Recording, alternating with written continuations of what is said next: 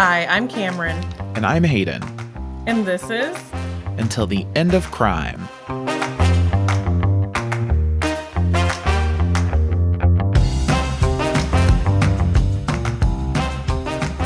Cameron, if I ever went missing, where is the first place you'd look? America. Oh, ooh, that's, you know what? You're on it. I That's wouldn't the right look around path. here. Okay, I've gone Okay, missing, you've gone and Andrew missing. says, Cameron, Hayden's gone missing. I need you to come use your high pattern recognition and skill set as a true crime podcaster to help me find Hayden. What else is missing? Because we went through this with Annie Lay. You just want to go on a vacation and not tell anybody. I would love to do that so much. Well, I don't know what goes missing, but I can tell you things that I always typically have on my person. If 3 I'm cups. at least 1 cup. So if you find one of my, I need to photograph my whole collection, because if the cup is at the crime scene or my last known location, you could be like, oh, he would never leave behind a cup, because I wouldn't. That's a good question. That needs to be in my If I Go Missing binder. Have we talked on the podcast before about your cups? We've talked about cups before, I think. Have we talked about the cups? Like, the collection? I don't know. I know I've edited out some conversations about cups in the past, but I don't know if we've ever actually talked about it in an episode that's been released. Oh, okay. Hayden has a lot of cups. I have a lot of cups. And I don't mean like shitty little dinky cups. I mean double insulated, the type that you're supposed to get 1 or 2 of so that you never have to buy another cup. The kind that are meant to be reused so you use less. And he's got well over 100. Oh, honestly, I would not be surprised if we were at 200, because I've had to start putting them in boxes and storing them like in front of me. I have a tote, like a 40-gallon tote, that's filled with cups that are still in boxes. On top of that, I have 2 cup sorters, which hold 16 cups each, and they're both full. Some of them are double stacked because they're wine salators, which is kind of funny because I never drink wine. I have 1 box, 2 box, 3 they're in box, the room 4. where he records. Yeah, that's why you have to have a background. Well, I have to have a background. I have 1, 2, 3, 4. I have 4 like shoe holders filled with cups that are 6x4, so they hold 24 each, and then a bookcase full of cups. All of that to say, we really appreciate any and all support. So if you want to join our Patreon for $2 a month to help fund Hayden's cup. If 23 journey. people joined at $2 a month and Cameron didn't take any of that money and just gave it to me, I could buy a cup. Roughly. I don't want to share about my lavish lifestyle, the luxury that I luxuriate in. I've actually really cut back. Brewmates had 3 releases, haven't bought from any of the last 3 releases, which every time I don't buy something, I show Andrew and I'm like, look what I could have bought and didn't. And he's like, wow, go you for not participating in the disgusting capitalistic cycle of overconsumption. Yeah, I don't know how we got here. Oh, okay. So if I go missing and there's cups, the other things that would probably be on me anytime, like I always have my phone. I'm never without my phone. If I'm not at home, my wallet's always on me. I have typically my keys. I have a lot of times my Apple Watch. I'm asking what is left behind that's going to make Andrew think that you're missing. Oh, yeah, my phone, my wallet. I love to spend money. So if I don't have money with me, that's a bad sign. Yeah, I think that's probably, well, is there anything else? Like, can you think of anything I'm not thinking of? Oh, I typically have my glasses with me. I don't really go places without glasses. Okay, where am I looking for you if you go missing? I mean, last place I'd be is at work or at home. You are one of the least predictable people I know, so I don't know where I would look for you. That's so wild because I feel like I'm pretty predictable. I don't think of myself as having like unwieldy patterns of behavior. Yeah, but I don't know your patterns. You don't share those with me. I don't even think of myself as having patterns. That's what I mean. You're unpredictable. Okay, that's, you know what? If you don't have a pattern, there's a lack of predictability. Really, that's fair. That's fair. I've been frequenting a particular Taco Cabana a lot recently, over by like my work. But you don't have money with you. Right. But I'm saying maybe a guy gets snatched up in Taco Cabana. Like, I don't know. You're right. You're right. I'm not the person to decide where we look for you at. That's Andrew. But I Andrew's don't going to be know. like at home and at work. I don't think he's going to think I'm anywhere. Oh, you know what?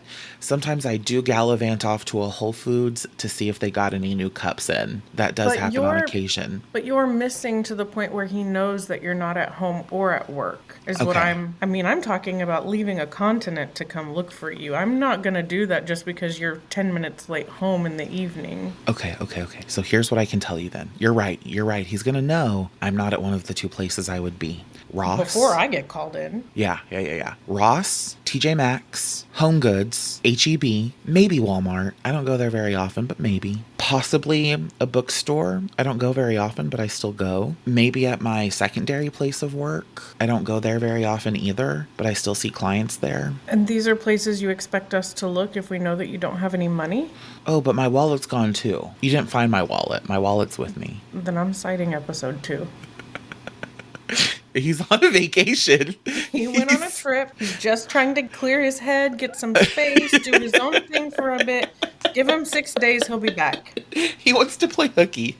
He wants to play hooky from life. Oh my Because God. honestly, if you go missing that episode 2, I think you're low-key toast. The police are going to look at that and say, oh no, he wanted to do this. This was of his own volition. The first thing they're saying is he's an adult, he can go missing. If he's still gone after however long, then you can come back. And then when we go back and they start to research you and they're like, oh, he has a true crime podcast. And then they listen to it, they're going to be like, nah, he's on a vacation. He wanted to be gone, girl. He wanted this. Oh, you're so right, Cameron. I've got to be careful about what I say. Wow. Hi, welcome. I'm usually pretty careful about what I say. You know, it's funny because in work settings, I'm ultra careful about what I say. But I guess when I'm just here podcasting, I'm very flagrant about what comes out of my mouth. Yeah, it's an interesting switch because I can be the opposite.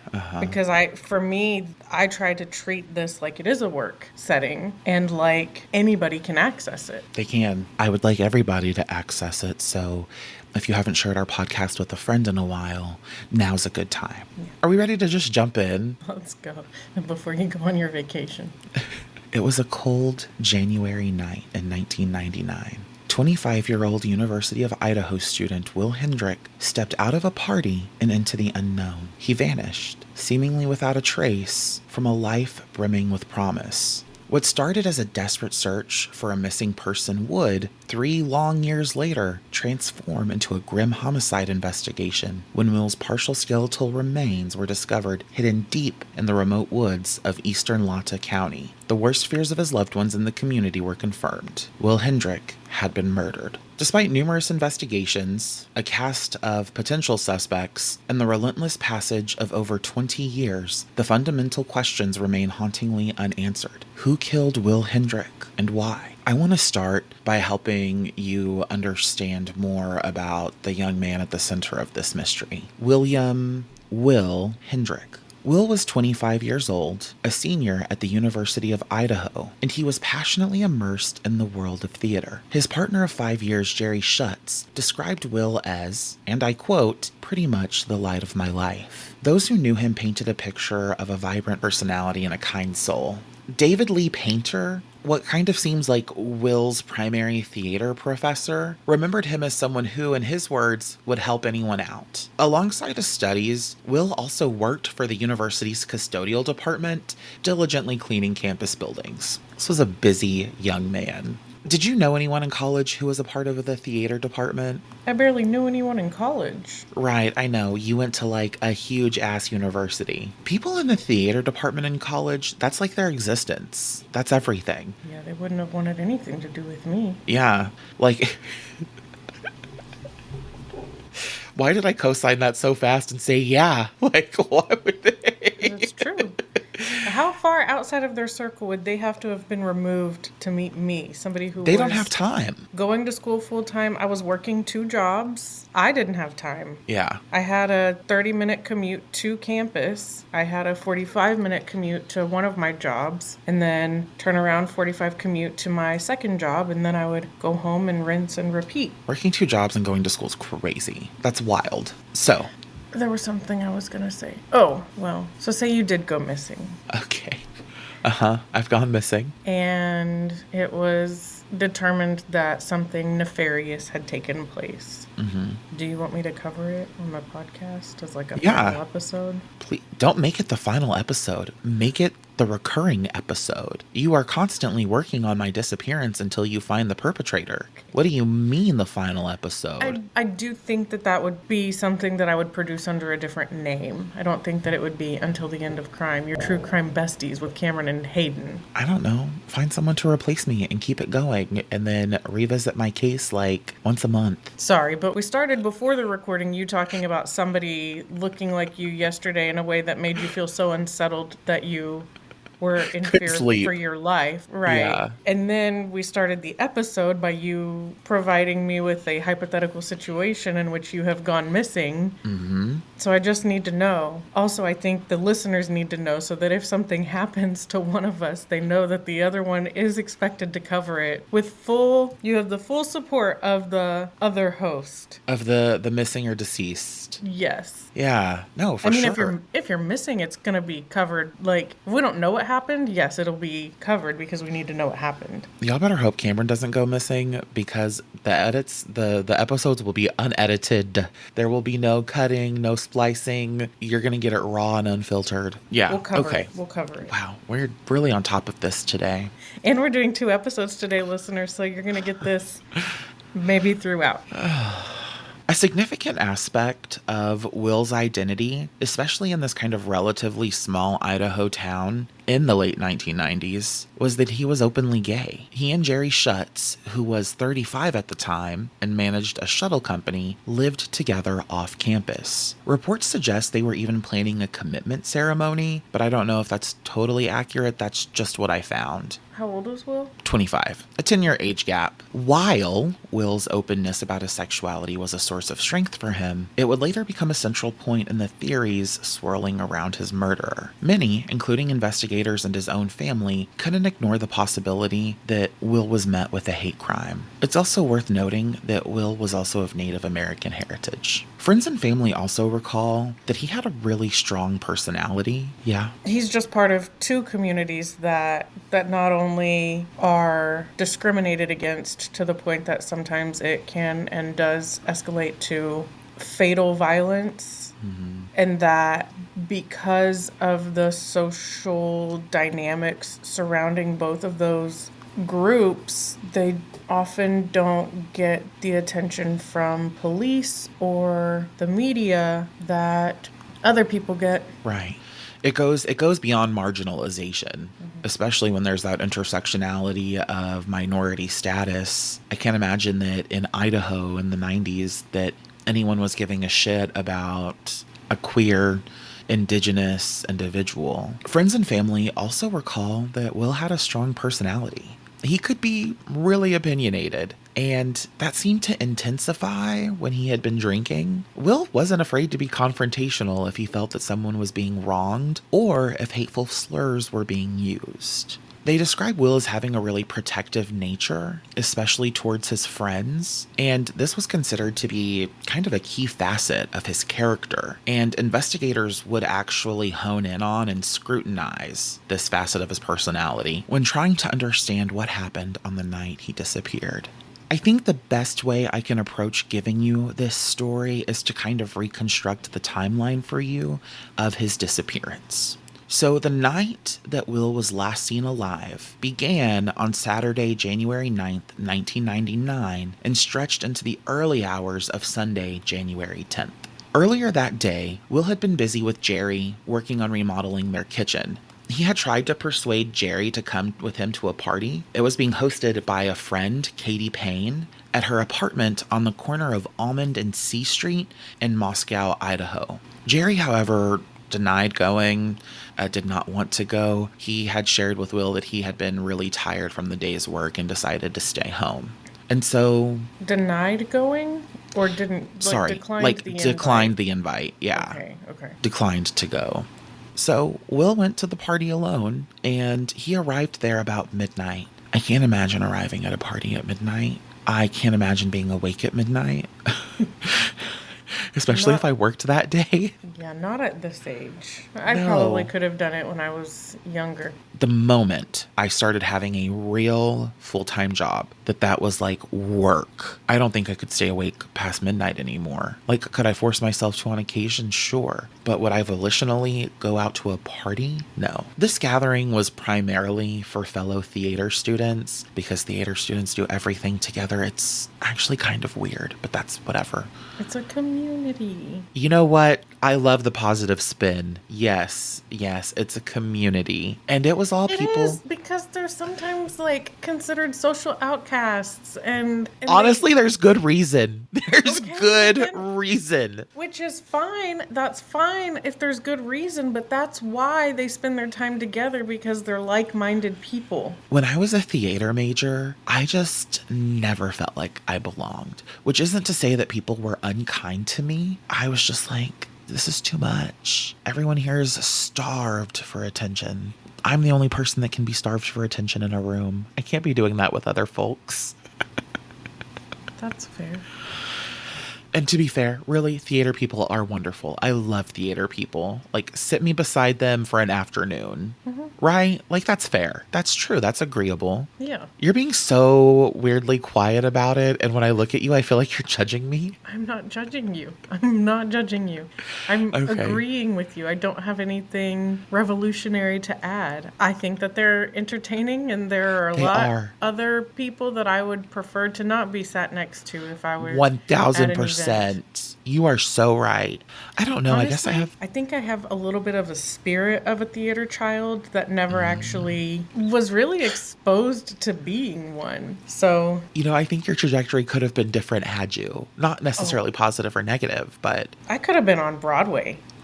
I love it. Yes, you could have, Queen. I could have. I know. You I could be. danced. I can carry a tune. You can. You actually have a lovely voice. I could have been on Broadway. You know what? That's it. You're right. If that was what I set my heart to, I could have at least. Do you feel like you've ever set your heart on anything? No. Me either. I've just, I don't know, always been kind of shuffled, lost in the sauce. A lot of untapped potential is what I feel like. Yeah, said every GT kid that ever existed post Here we are. school. So at this party, it was primarily people that Will knew really well. But Unsolved.com details that the party dynamics were a bit more complex than a simple theater get-together. This is where things get a little confusing to me. There were essentially two groups of attendees. One was the theater students, like Will, and they were mostly on the second floor of this apartment. And then there was another group described as former athletes from a local high school. It's so theater to have these two groups that wouldn't ordinarily get along. And I'm not saying they do get along. I've got a feeling they probably don't get along.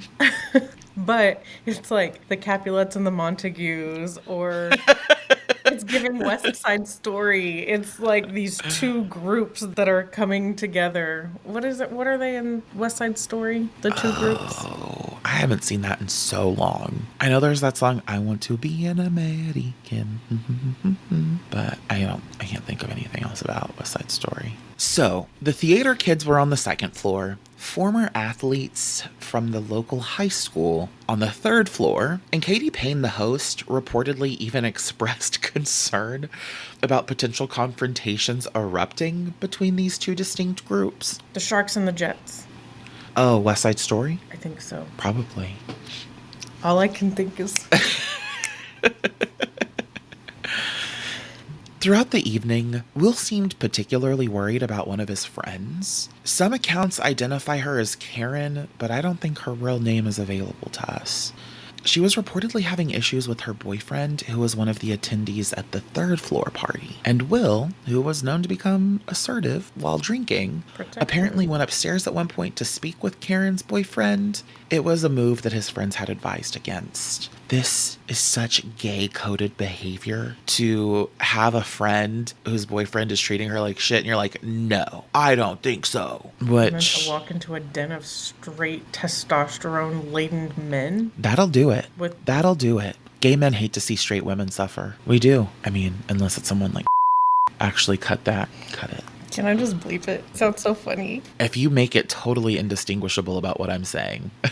Yeah, that's fine. Now, the exact sequence of Wil's final known moments becomes really muddled, and it's pieced together from various accounts. So according to this kind of sequence of events that I can summarize, and I'm using quotes, after Karen eventually left the party, Katie Payne was talking with Wil. At some point, Katie stepped inside her apartment to make a phone call, wanting to ensure that Karen had made it home safely. When Katie returned to the porch where Wil had been standing just moments before, he was gone.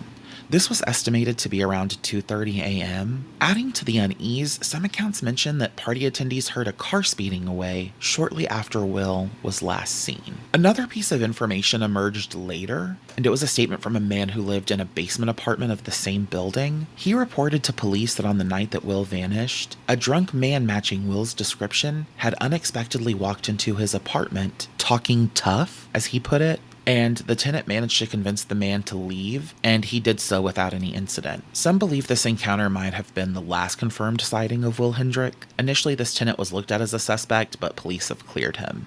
You know, my immediate thoughts when I was trying to piece together this kind of fragmented, multiple source timeline is that it sounds like there was a real recipe for disaster when you have people so late into the early morning who are all drunk, navigating difficult social dynamics, and when Katie Payne said she was gone for moments, were those actual moments? Mm-hmm. She was the hostess. People were drinking. This was a multi-floor apartment. Where was Katie Payne? Did all of that sequence of events actually happen as she said? Did Wil have several more than moments to have something happen to him? And so that's the kind of part that I take some umbrage with. It just feels like that would be really hard to recount accurately. Yeah. Especially if they're drinking. Right. When Sunday morning arrived and Wil hadn't returned home, Jerry Schutz grew increasingly concerned. His worry deepened when he discovered that Wil's car was also gone from Katie Payne's apartment. Jerry started making calls, reaching out to Wil's friends, but no one had seen or heard from him. He then contacted Wil's parents, Keith and Leslie Hendrick, who lived in nearby Lewiston, Ohio. Ohio? Idaho. Idaho. Don't let RuPaul hear that. That's going to be some kind of weird episode where they're all in Idaho. They're leaving Tuckahoe and they end up in Idaho. Yeah.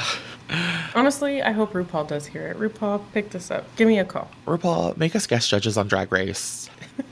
And you'll have to explain in great detail who we are, but that's fine. Ru, you should have the makeover challenge be for true crime podcast hosts that reference Drag Race a lot. He invites everyone but us. Everyone but us. Wil's parents, Keith and Leslie Hendrick, who lived in nearby Lewiston, Idaho, also had not heard from their son. Keith Hendrick, being a law enforcement officer himself, immediately feared the worst. He worried that Wil, possibly intoxicated, might have tried to walk home in the cold and succumbed to hypothermia, or perhaps he had just simply gotten lost. He advised Jerry to check the routes Wil might have taken, but sadly no trace of Wil was found. And by Monday morning, with Wil still missing, his friends began to actively search the town of Moscow for him. He was officially reported missing sometime after the party on January 10th, 1999. I have a question. What type of relationship did Jerry have with Wil's family? I didn't see anything about any kind of dissent. It seems like they were all working together to find Wil. Beyond that, I don't really know. 1 week after Wil was reported missing, a significant break, or so it seemed, occurred. His car was found. It was parked downtown in a lot behind the Moscow hotel building, and this location was only about a half a mile from Katie Payne's apartment, which seems super weird to me that it was found a week later. I digress. Because it was so close? Yeah. What was also interesting is that this hotel was in the opposite direction of how Wil would have traveled to go back home to his and Jerry's home. The discovery of the car immediately brought with it a host of unsettling and suspicious details. Inside the unlocked vehicle were Wil's work keys for the university, his portfolio containing his artwork, and his backpack. Jerry Schutz found the presence of the work keys particularly strange. Losing those keys would have been a really serious matter, necessitating the rekeying of numerous university buildings, which would be a considerable expense that Wil would have likely had to bear. Several other anomalies were noted by Jerry. The wheels of the car had mud caked on them, and Jerry specifically pointed out mud on the inside wheel wells. This was peculiar because the weather conditions had been snowy, not particularly muddy, suggesting the car had been driven in a muddy area, perhaps a rural or off-road location. Which Then tracks with them not finding it.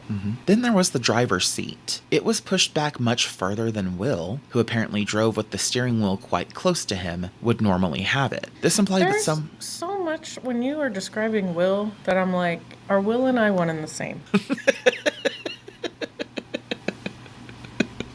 Because I will drive on top of my steering wheel like a granny. This implied that someone larger than Wil, or at least someone who adjusted the seat differently, was the last person to drive the car. Adding to the strangeness, Wayne Roush, who would later become a lead investigator on the case, noted that both the driver and passenger windows had been rolled down a couple of inches. In the cold January air, this would have been an attempt to air out the car. But critically, as Roush pointed out, it's also likely washed or degraded any potential fingerprint evidence that might have been present. And add one more odd detail, a squirt soda can was found in the car. This was unusual because, according to reports, Wil didn't drink squirt. I don't think of this as being particularly unusual, because if I'm as drunk as what I think he might have been, grabbing any kind of beverage was not out of the realm of possibility. Unless he really didn't like the taste of it. If he had a serious distaste for it. Yeah.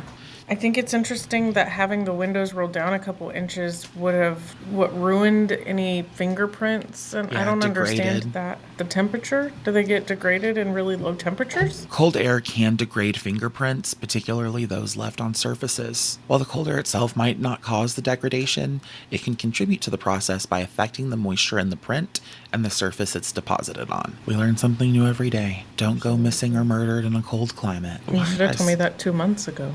I wouldn't have let that stop you. I'd been like, pack your bag, bitch. You gotta go. Get out of here. Life is Sick of calling. seeing you. No, I would just want you to take this experience. So, the state of the car immediately signaled that Wil's disappearance was likely not a simple case of him wandering off, and the details strongly pointed towards someone else having control of his vehicle after he was last seen. It's also thought that this person was trying to obscure their involvement. The initial law enforcement response to Wil's disappearance and the subsequent investigation have, over the years, been subjects of criticism. Back in 1999, both the Latah County Sheriff's Department and the Moscow Police Department were working the case. However, and I'm going to say this as allegedly, according to Wayne Roush, who was an investigator at the time, though not initially the lead, said that the agencies approached the case from different angles and suffered from a significant lack of communication. He described this as extremely frustrating. This kind of disjointed effort, especially in the critical early stages of an investigation, can unfortunately lead to missed opportunities and critical inefficiencies. And why I want to make sure I say allegedly is that some of this evidence that I pieced together about Wayne Roush's thoughts and speech come from sources that I would think of as not being totally credible. Like, there is some commentary from Reddit about Wayne Roush, and I'm very clear to indicate when it's from Reddit. But it's just, there's some details, and I just want to be really careful. Wil's family also voiced their frustration with how the case was handled in those early days. His mother, Leslie, who was herself a Lewiston police officer, believed that the Moscow police didn't take Wil's disappearance seriously enough at first. She felt they treated it as if Wil were just another college student who had wandered off. She was particularly critical of the delay in impounding Wil's car, stating that it was 2 or 3 days before this crucial step was taken. A delay that could have resulted in the loss of vital evidence. Moscow police officials at the time countered this, stating they did impound the car, quote, right away and had it processed, though the exact timeline seems to have remained a point of contention. Leslie Hendrick also found it frustrating that Moscow police reportedly did not participate in or provide radio support for the search parties organized by Wil's family. The family, unfamiliar with the Moscow area, was desperately trying to find him. Such early missteps, or even the perception of a lack of urgency, can deeply impact a family's confidence in an investigation, and more critically, the potential outcome of the case itself. For 3.5 long years, Wil Hendrick remained a missing person. His fate was unknown, a constant source of anguish for Jerry and his parents. Then, on September 7th, 2002, everything changed. Hunters, deep in the remote wooded area of eastern Latah County, roughly 40 miles from Moscow, stumbled upon human skeletal remains. Dental records attached to a lower jawbone found at the scene would later confirm the unthinkable. The remains belonged to Wil Hendrick. And with this devastating discovery, the case officially transitioned from a missing person investigation to a homicide investigation. The discovery site was searched extensively. Cadaver dogs, specially trained to detect human remains, were brought to the location. However, despite these efforts, by October 2002, a little over 3 weeks after the initial find, then Moscow Police Chief Dan Weaver reported that no new clues had been discovered at the site where Wil's remains were found. Tragically, only Wil's skull and jawbone were recovered. No other remains were ever found. What does that say to you? I guess it could say a few things. I need to hear from my favorite forensic psychologist. Do you have their number? +77. No, that's... What country is that? I swear that's how it starts, right? Am I crazy? +44. +44. Mm-hmm. Honestly, when I see your number come up, I'm like, wow, that's fucking weird. Yeah. It's like hard for me to grasp almost. I mean, I think the thing you're probably wanting me to say is that it could indicate that there was a decapitation. Yeah. But also there's the possibility that animals could have taken the other parts, especially if it was cold there. As things started to heat up, the body's decomposition would speed up, and he would have been dead long enough that I don't know that it would have been terribly difficult to remove pieces of the body. But for there to be no other pieces recovered, it is almost 4 years later. I think it's weird there's no other skeletal pieces. Like they didn't find skeletal pieces anywhere else. I don't know. It seemed odd to me. Like you said with decapitation, did his body remain somewhere else? Was his head severed from his body? I don't know. Something about it is, I mean, obviously it's all odd, it's all bad, it's all evil, but something about it is particularly chilling. The limited nature. But where's the rest of any evidence? That would be something that's bloody. And then where would they have put the body? Do people live in Idaho? Like... Well, there's like Brigham Young, Idaho. I know that. There's probably a University of Idaho. There's the university that Wil was attending. I don't know. Idaho doesn't even seem like a real place. I just don't think that that's the state of the 50 that would be uninhabited. It's got a denser population than Alaska, I can almost guarantee. Oh, yeah. Probably than Montana. I was going to say probably than Montana. Wyoming. Right. I don't know.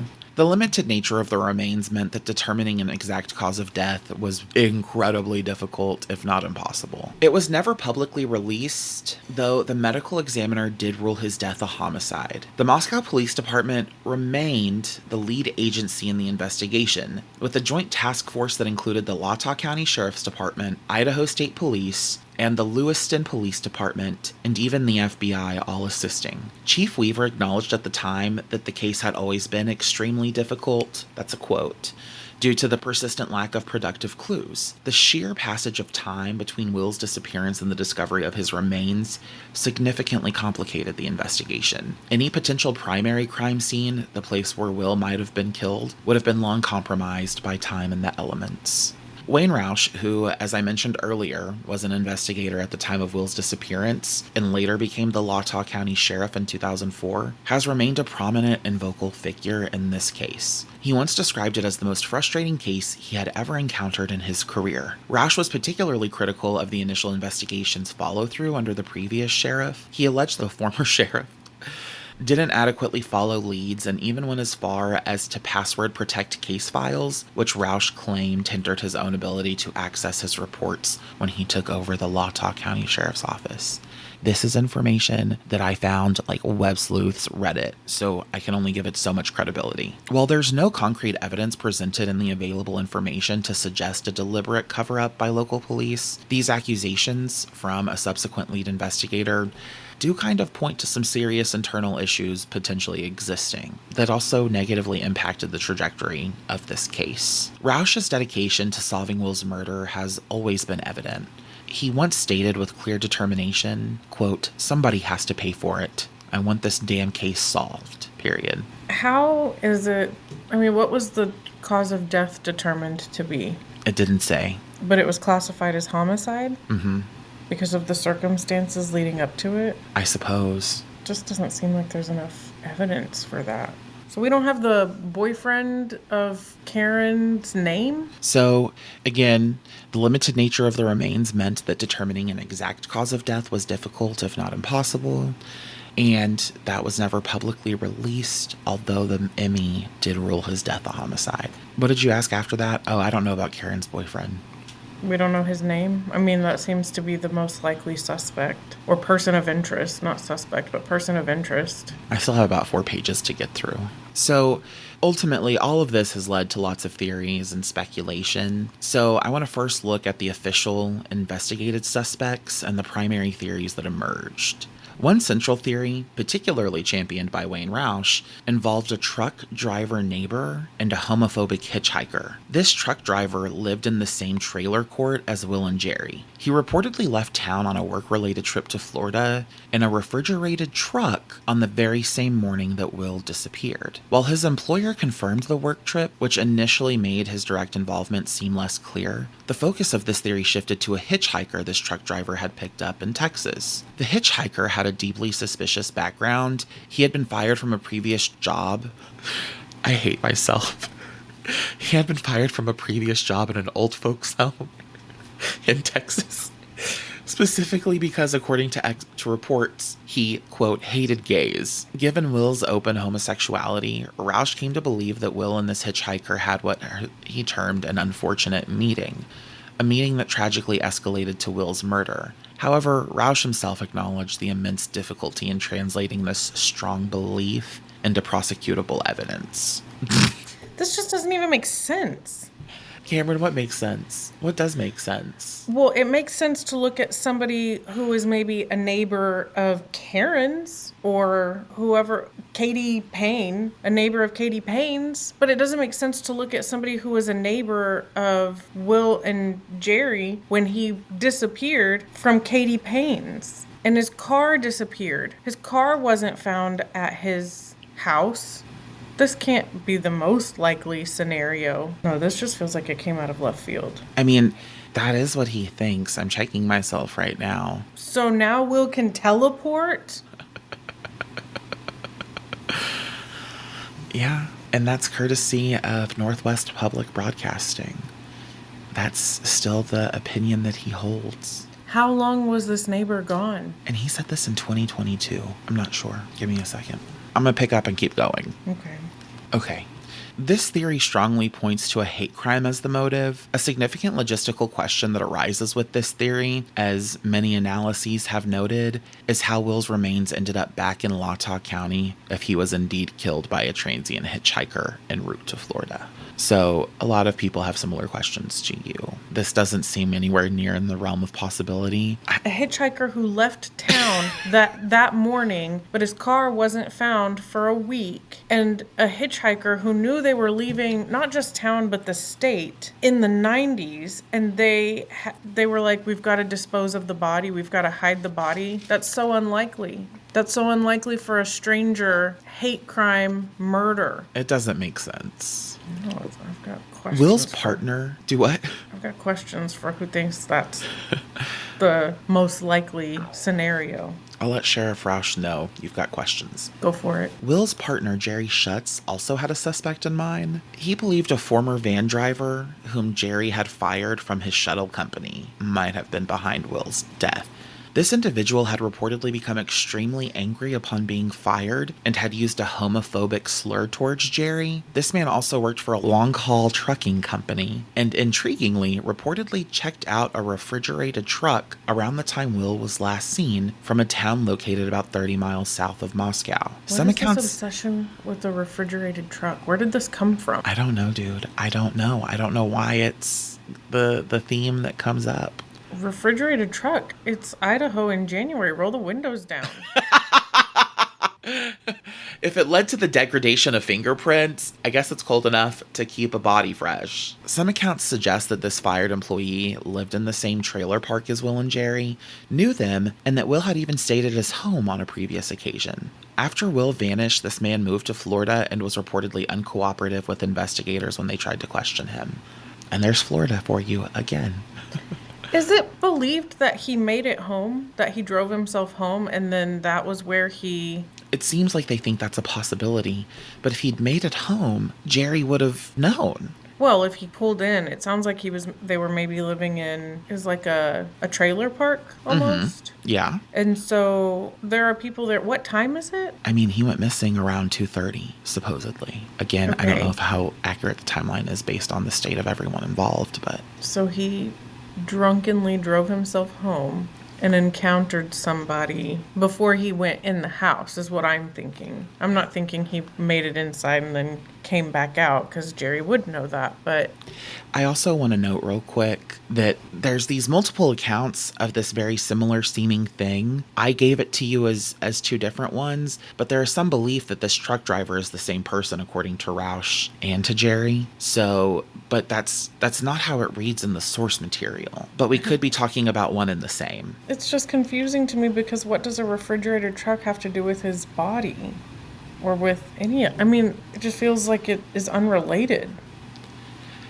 The other kind of theory line of inquiry focuses on the party itself. The dynamic at Katie Payne's apartment with those two distinct group, theater students and former athletes, partying on different floors, fueled theories that Will may have known or been involved in an altercation with attendees from the third floor party. Will's known concern for his friend Karen and his willingness to confront her boyfriend could certainly have proved a flashpoint. However, according to one source, attendees of that third floor party were interviewed by police and reportedly passed polygraph exams. This would seemingly weaken this particular line of inquiry, although it's important to remember that polygraph results are not definitive or admissible in court. Wil Hendrickson's case eventually gained national attention when it was featured on the television show Unsolved Mysteries. The episode, 1494, aired on August 4th, 2009 and hosted by Dennis Farina. It included segments and interviews with key figures in Will's life: Jerry Schutz, his friends, his father Keith, and then Moscow Police Chief Dan Weaver. On Unsolved Mysteries' official website, they provided a kind of summary that discussed some key details like the two distinct groups, the concern for his friend Karen, kind of just reiterating what I found elsewhere. In the years since the Unsolved Mystery episode, there has been other media forms that have picked up Will's stories. I mean, I know for sure that True Crime and Cocktails and The Trail Went Cold have both covered his story. I didn't listen to either of those episodes. Let's talk a little bit about some of the other things I found in subreddits like Unsolved Mysteries and Moscow, Idaho. There was a really detailed post in the Unsolved Mysteries subreddit by a user named BuildItGirl1, and it offered a really comprehensive summary of the case. It touched upon Will's background, the details of the party hosted by Katie Payne, including the Karen situation, and the discovery of Will's car. And that's also where I saw that really strong iteration of Wayne Roush's criticisms of the former sheriff. Another user named EJ9er99 on the Moscow, Idaho subreddit states, and I quote, "I was at the party the night he disappeared. Moscow has a dark side." Now, what the fuck does that matter? Some random Reddit user. It is most likely false. Now, another interesting comment, though, in the Moscow, Idaho subreddit included a theory involving a local pastor, Doug Wilson, of Christ Church. The user Idaho Cult Fighter commented, "People seem to forget that he, Wil Hendrick, was Doug Wilson's direct neighbor in 1999. Another user, Freitas Tit, replied, "Holy shit, I wouldn't be surprised if it was a member of his flock." This speculation appears to stem primarily from Will's geographical proximity to Pastor Wilson and Wilson's known or perceived anti-LGBTQ stances. Certain source material and the transcript for the True Crime and Cocktails podcast refer to this pastor as being a crackpot pastor, and kind of in the absence of clear suspects or motive, a lot of online communities have turned to this theory. But again, nothing substantiated. I can't say anything negative about Pastor Wilson because there's nothing that's not just allegedly. And that's kind of where this case ends. It hasn't been fact. It appears that the Moscow Police Department and Choctaw County Sheriff's Office have, I don't want to say completely ended their investigative work, but it seems like it's definitely run cold. I wrote some other stuff about him being gay because it's Pride Month, but it would be really, really easy to say that this was a hate crime, right?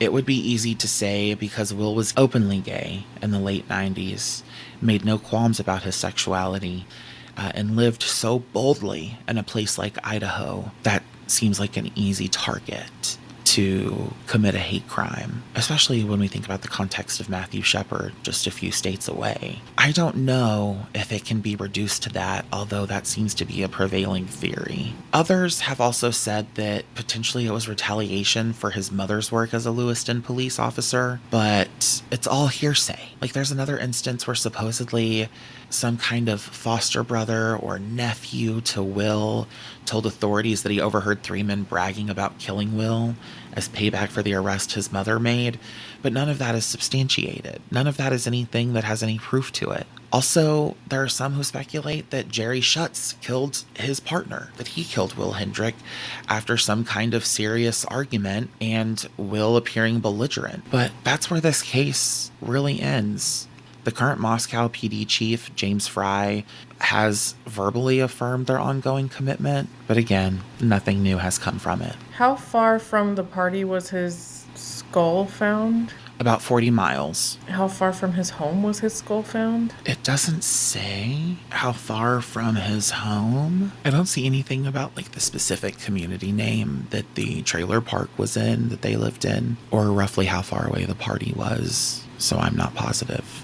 I'm wondering if the proximity to the home is why they keep implying that he would have gone home, which is where he would have been met with foul play. This case is really befuddling to me. We know that, and I say we know, we seemingly know that Wil Hendrick was murdered. It seems that he was abducted and murdered, especially due to the ME ruling his death to be a homicide. But with that being said, like you asked earlier, well, what'd you ask me what the cause of death was? Mm-hmm. That's not stated anywhere.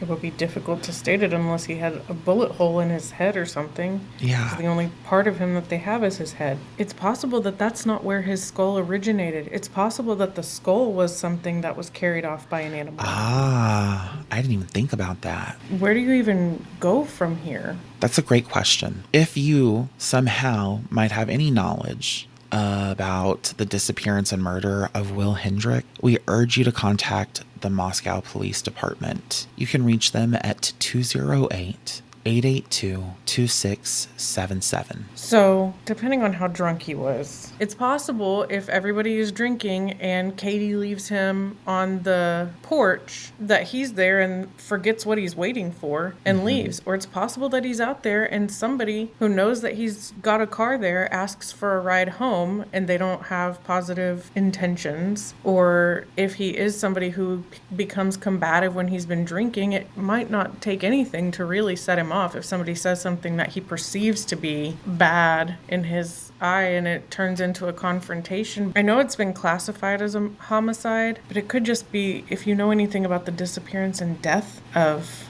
Wil, because where's their proof that he was murdered? I don't know. This one was a hard one. You know, I hate for my cases to feel like they lack details, so I tried to pack this one with as much as I could.